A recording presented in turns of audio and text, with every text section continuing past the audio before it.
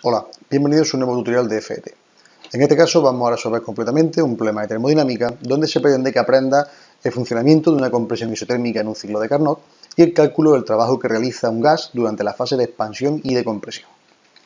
Bien, pues el problema nos dice que tenemos 500 moles de un gas ideal que sigue un ciclo de Carnot entre 180 y 40 grados centígrados, que la cantidad de calor absorbido de la fuente caliente es de 40 por 10 elevado a 5 julios y la presión máxima alcanzada en el ciclo es de 10 elevado a 6 newton partido metro cuadrado. Se supone un coeficiente a presión constante de 7R partido por 2, teniendo en cuenta que R era la constante de los gases ideales, teniendo en cuenta que viene expresada en 2 calorías partido mol grado Kelvin, y que nos piden que calculemos el volumen del gas al iniciarse y al finalizar la compresión isotérmica. En un segundo apartado, el trabajo realizado por el gas durante la expansión, y en un tercer y último apartado, el trabajo realizado sobre el gas durante la fase de compresión. Bien, pues el esquema principal del ciclo de Carnot sería este, donde tenemos dos líneas isotermas correspondientes a la temperatura T1 de 180 grados, Q1, que sería el calor que absorbe del foco caliente, que estaría en una temperatura T1, y Q2, que sería el calor que cede al foco frío, que se encuentra a una temperatura T2, correspondiente a 40 grados centígrados. Bien, pues, volumen del gas al iniciarse la expansión isoterma. Vamos a calcular primero en la expansión isotérmica que pasa desde el punto A al punto B y posteriormente del B al punto C. Vamos a calcular las coordenadas aplicando simplemente la ley de los gases generales que tenemos, que sería el producto de N por R por la temperatura partido por la presión, procedente de despejar la V de la expresión general de P por V igual a NRT conocida por todos. Bien, pues el número de moles que serían 500, la constante de los gases ideales, en este caso que hemos dicho que sería 0,082, expresado en atmósferas por litro partido mol grado Kelvin, y luego la temperatura, que sería la correspondiente al punto A, 180, expresado en Kelvin. Y por último, la presión, que la transformamos, dado que nos dan una cantidad correspondiente a la 10 elevado a 6 pascales, pues la estaríamos pasando directamente a atmósfera, haciendo que 1,0197 10 a la menos 5 atmósferas corresponden a un pascal o newton partido metro cuadrado. Bien, pues sustituyendo estos valores nos quedaría un volumen de 1821,42 litros. El trabajo realizado por el gas durante la expansión es la suma de los trabajos realizados por los ciclos entre A y B y luego posteriormente entre B y C. Si lo evaluamos entre A y B, como corresponde a una transformación de carácter isotermo, en este caso el trabajo corresponde con el calor que se produce en este estado. Entonces el calor correspondiente al estado AB, a la transformación entre A y B, corresponde al calor absorbido del foco caliente, Q1. Luego, trabajo entre A y B correspondería a 40 por 10 elevado a 5 julios.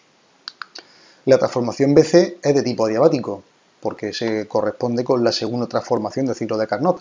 Y en este caso, la transformación de trabajo entre B y C correspondería con la variación negativa de la energía interna provocada entre B y C. Entonces, el calor, esto se produce porque el calor intercambiado, cuando es un sistema adiabático, es nulo. Bien, pues el trabajo entre B y C sería menos la expresión de la variación de energía interna, que sería N por C sub V, coeficiente a volumen constante, de T2 menos T1. Como este signo negativo lo podemos expresar cambiando de signo como T1 menos T2 y ponerlo positivo, pues eso es lo que hacemos. Para calcular CV lo hacemos a través de la ley de Meyer, que nos relaciona los coeficientes adiabáticos a calor, a presión y a volumen constante con la constante R de los gases. En este caso, C sub P menos C sub V sería igual a R, que valdría 2, y nos quedaría que C sub V sería C sub P menos R. En este caso, como quedaría 7R medios menos R, nos quedaría 5R partido por 2, y asignándole a R el valor de 2 calorías partido mol Kelvin, nos quedaría 5 por 2 partido por 2, 5 calorías partido mol Kelvin. Bien, en este caso ya estamos viendo que aquí tendríamos que utilizar este tipo de unidad o hacer la conversión correspondiente. Transformando las correspondientes unidades, haciendo que C sub V se le incorpore la caloría para que el resultado nos hagan calorías, la diferencia de temperaturas entre la correspondiente de 180 y de 40 expresado en kelvins nos va a dar nuevamente 140 de diferencia, y los 500 moles que nos daban inicialmente en el problema con las 5 calorías partido mol Kelvin que nos da el resultado anterior, nos da, transformándolo en julio, 1463 por 10 elevado a 3 julios. Esto sería el trabajo entre B y C. Haciendo la correspondiente suma de los dos elementos, nos quedaría 5.463 por 10 elevado a 3 julios. Para el caso del trabajo realizado sobre el gas durante la compresión, sería el trabajo entre los puntos CD y A, es decir, entre CD y luego la transformación de A. la transformación CD vuelve a ser isoterma, con lo cual el calor que está evaluándose sería el calor que se extrae del ciclo correspondiente para acceder al foco frío, que se encuentra a una temperatura T2, con lo cual sería menos Q sub 2, con lo cual nos quedaría menos 2.763.797 julios.